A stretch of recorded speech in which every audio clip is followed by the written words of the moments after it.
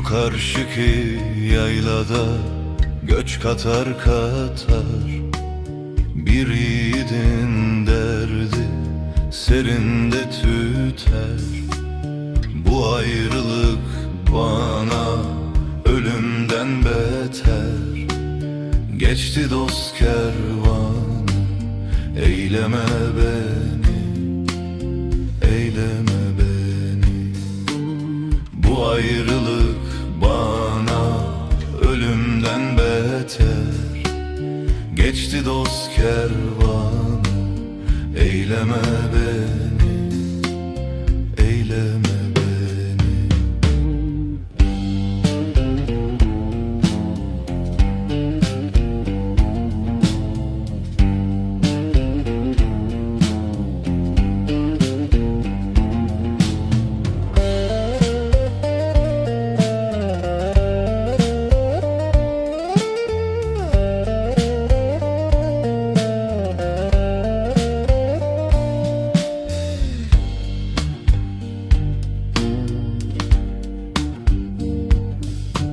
Şu benim sevdiğim başta oturur, bu güzelin derdi beni bitirir. Bu ayrılık bize zulüm getirir.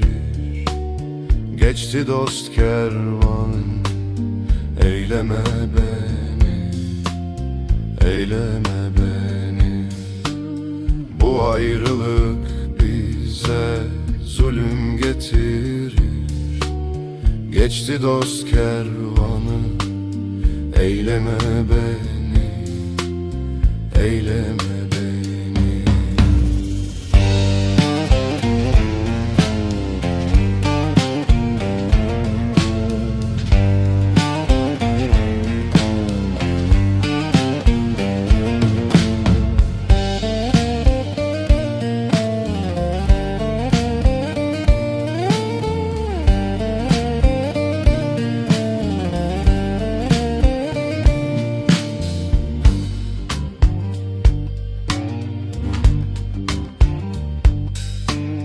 Pir Sultan Abdalım, dağlar aşalım, aşalım da dost illere düşelim.